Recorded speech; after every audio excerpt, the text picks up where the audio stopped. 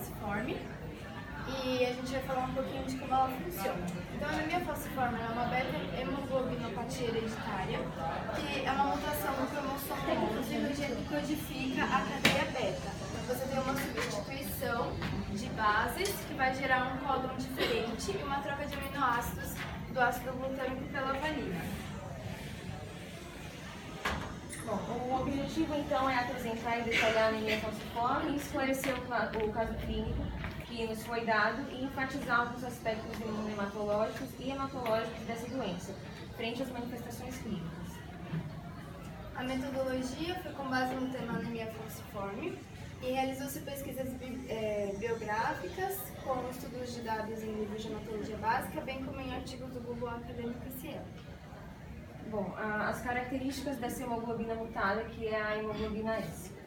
Teve então a substituição do ácido glutâmico e ele tem a carga negativa. Então ele acaba afastando as hemoglobinas desoxigenadas.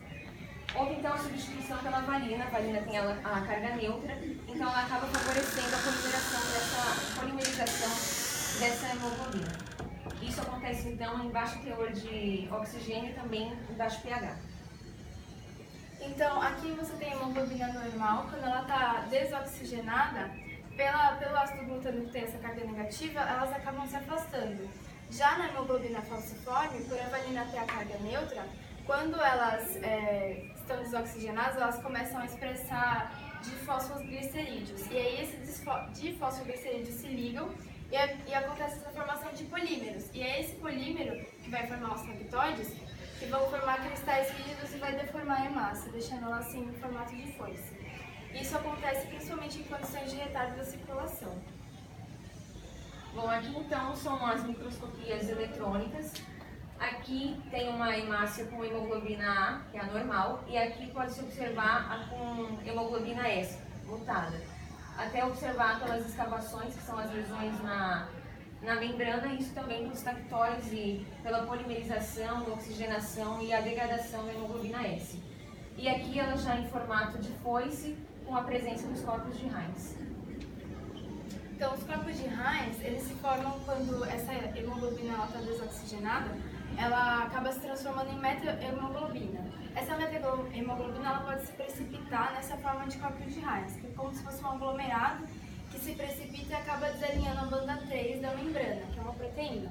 Isso acaba gerando a expressão de fosfatidilcerina. Então, a fosfatidilcerina, que é um fosfolipídio intramembranar, ele acaba sendo expresso para a parte extracelular da célula e isso vai gerar consequências. Então, aqui, as consequências dessa exposição da fosfatidilcerina. Vai ter um aumento na adesão das hemácias, pode então provocar a vasoclusão. Essas hemácias nesse formato falsizado vão acabar se aderindo ao endotélio, obstruindo o vaso, e aí novas hemácias vão chegar. Como vai estar obstruído, vai ter a falta de oxigênio e até mesmo o pH vai ficar baixo, e isso contribui para a falsização dessas outras hemácias. Essa obstrução vai prejudicar então o transporte do oxigênio e pode causar hipoxemia tecidual. Além de também gerar acidose, pode levar a infartos. Vai ocorrer então também o enrijecimento da membrana, aumentando a viscosidade, e a hemácia ela vai ter uma sobrevida curta. Como tem então essa exposição da fosfatidilcerina, os macrófagos vão entender que ela precisa ser removida da circulação, além também de causar essas lesões microvasculares. A incidência da hemoglobina da anemia falciforme, ela é maior na África, então é uma doença que começou na África e a presença dela nas Américas é justamente pela imigração dessas pessoas com a doença para esses países, que aí pelas gerações foi passando a mutação no gene e tendo essas características nas Américas. Bom, a hereditariedade é de um padrão autossômico recessivo, então os pais eles têm os traços falciformes, então tem um gene para hemoglobina A e o outro gene é mutado com a hemoglobina S, e eles têm a chance então de passar isso para os seus descendentes. Para 50% vão ser como eles, portadores assintomáticos, tendo traço falciforme.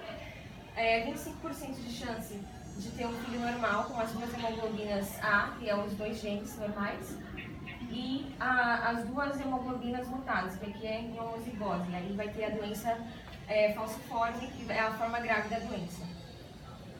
Então, fora isso, você também tem tipos de doença falciforme, que é quando a hemoglobina S, ela está junto com outra hemoglobina mutada, como por exemplo a HBsC, que é a pessoa tem uma hemoglobina S e uma hemoglobina C. A hemoglobina C, ela acontece na mutação do sexto cóton da cadeia de beta-hemoglobina também, só que aí o ácido glutâmico ele vai ser substituído por uma lisina. Essa forma de doença falciforme, ela é leve e moderada na gravidade, tem um VCM de 8 feitolitros e nela você tem mais hemácias normais, que são as hemácias em avo, do que as em foice. Também ela gera uma maior hiperviscosidade sanguínea e maior desidratação celular por causa da perda de potássio e água que ela causa na célula. E você tem uma hemólise menos intensa em comparação à HBsS. Bom, na HBsD, então tem uma hemoglobina mutada S e tem a hemoglobina D. Isso então ocorre por uma mutação na posição 121 da cadeia da beta-globina e o ácido glutâmico então é substituído por uma glutamina. Ela é uma variante rara, tem um subtipo então D. punjab, que é bastante comum no norte da Índia. É bastante parecido com a anemia falciforme de dupla heterozigose da hemoglobina S e ela tem uma falsização de forma distinta. Você também pode ter hemoglobina S combinada com as S-talassemias, que é os defeitos que geram as talassemias beta.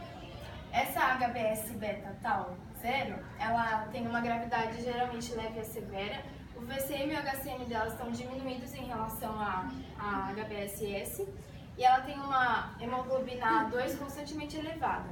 Também tem hemácias em alvo e hemácias em foice. A HBS combinada com a beta-talassemia mediterrânea, do tipo mediterrânea, ela tem uma gravidade leve a moderada, com VCM de mais ou menos 76 feitolitros, uma anemia mais proeminente, a presença de HbA discreta, com hipocromia e microcitose, e tem bastante hemácias em foice também. E a HBS combinada com a beta-talassemia do tipo africana, ela tem uma gravidade moderada, uma menor anemia em relação a essa, que tem uma anemia mais proeminente, e ela tem a presença de HbA2 e hemoglobina fetal elevada.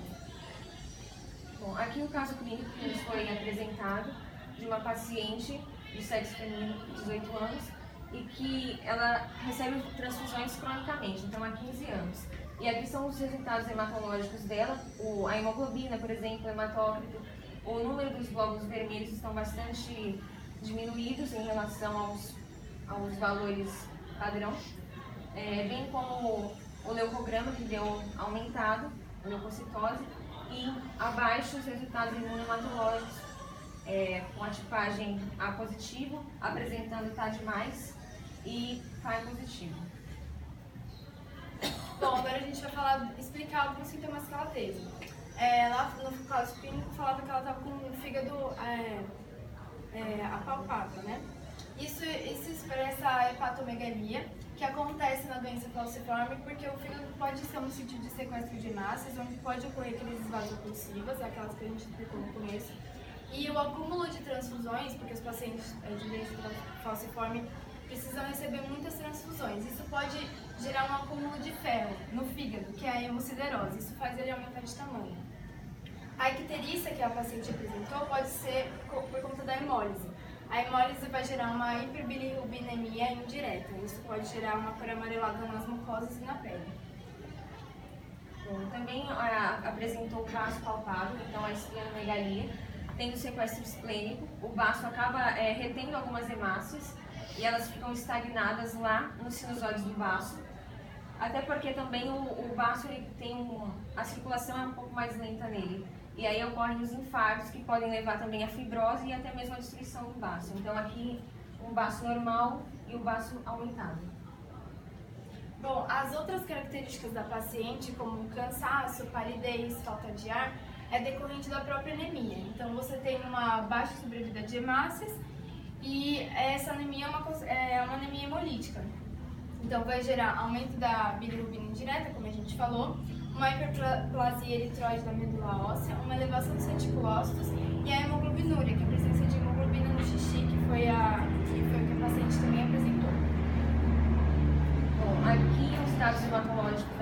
paciente com hemoglobina, hematócrito e os glóbulos vermelhos bastante reduzidos em relação aos valores de referência.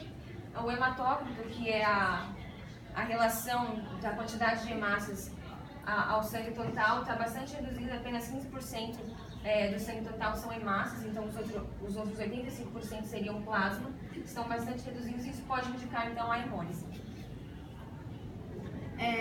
Outros dados alterados no leucograma foi que o valor da paciente estava bem alto de leucócitos totais. Isso indica leucocitose. E a gente pode explicar isso porque a própria anemia falciforme ela é considerada um processo inflamatório crônico. Porque quando você tem aquelas crises vaso-oclusivas, adesão de células ao endotélio, tudo isso gera uma inflamação. A própria hemólise também gera uma inflamação. Isso vai atrair vários leucócitos para aquelas zonas. Então é considerado um processo inflamatório que sempre está acontecendo, um processo inflamatório crônico. Principalmente por causa da hemólise e da oclusão vascular. Por isso que a paciente apresenta leucocitose.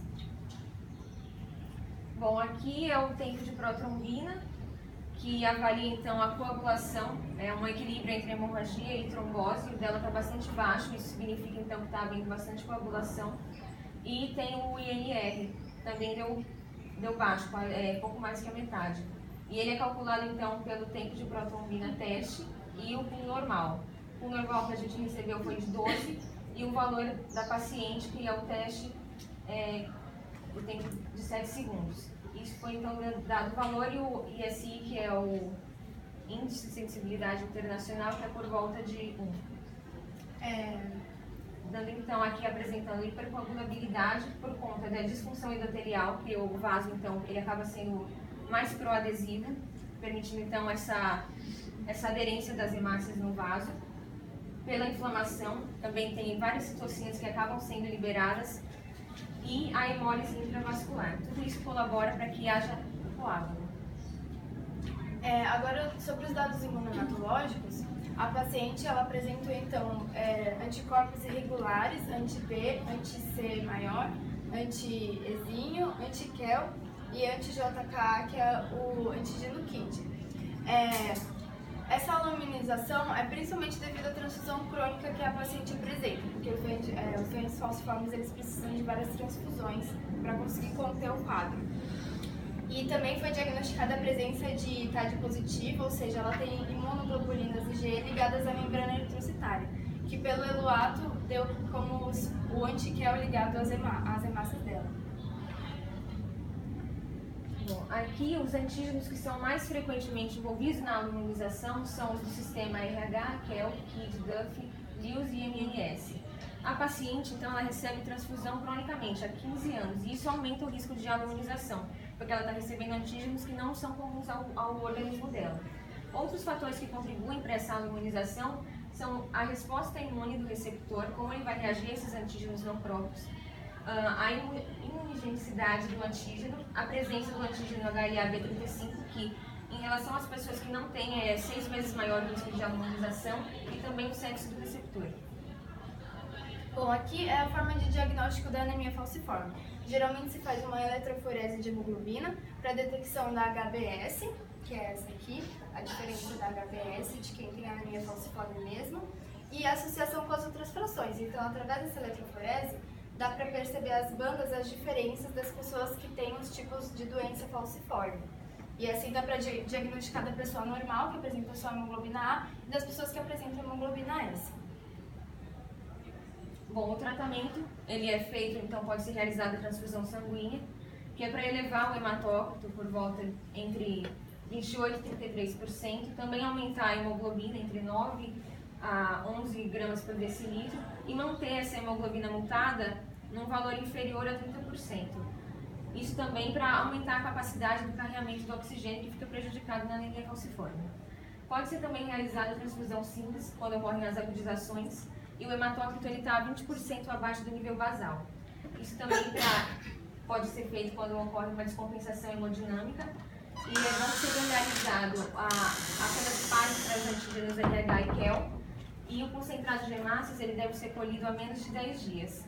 E quando possível, fazer também a pesquisa para o sistema KIT dos antígenos JK e JKB. Tudo isso para diminuir o risco de aluminização. Você também pode se fazer uma transfusão que chama transfusão de troca. Então você pode ter a eritrocitaférese, que é a troca de hemácias.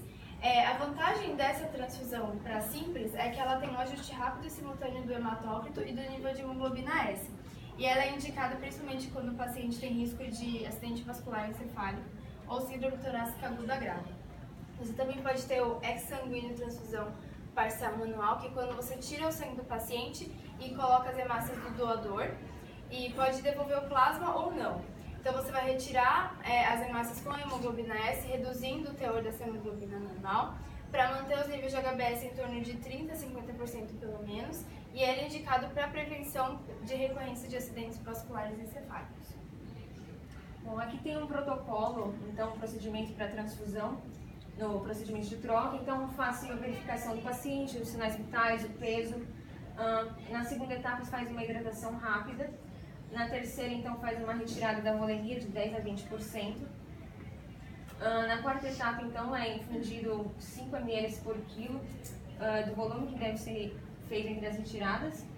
E depois é repetido todo esse processo até que você alcance o volume alcançado. Quando é retirado cerca de 15% da volemia do paciente, então pode ser feita a manutenção da pressão oncotica, e isso pode ser feito pela albumina humana ou até mesmo pelo plasma.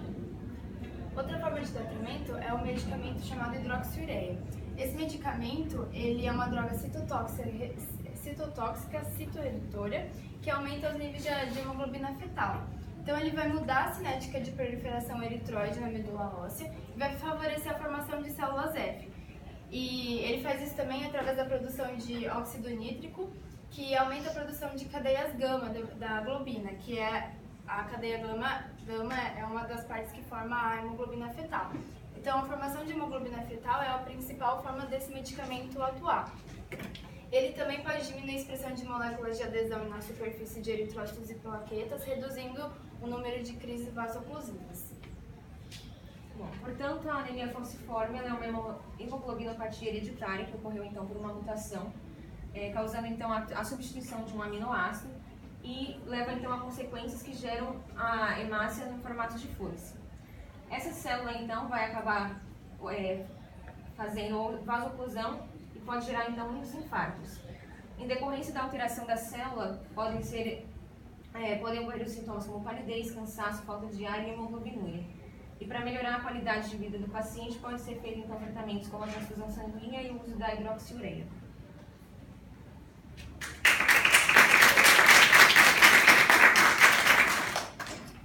Muito bem, meninas. Bom, eu vou me ater direto à imunohematologia, transfusão de sangue, tá? E eu vou deixar a arguição sobre a doença propriamente dita, diagnóstico da doença, enfim, com o Michelangelo, ok? Então, eu vou perguntar principalmente para vocês duas, vocês podem ajudar quando for necessário, tá?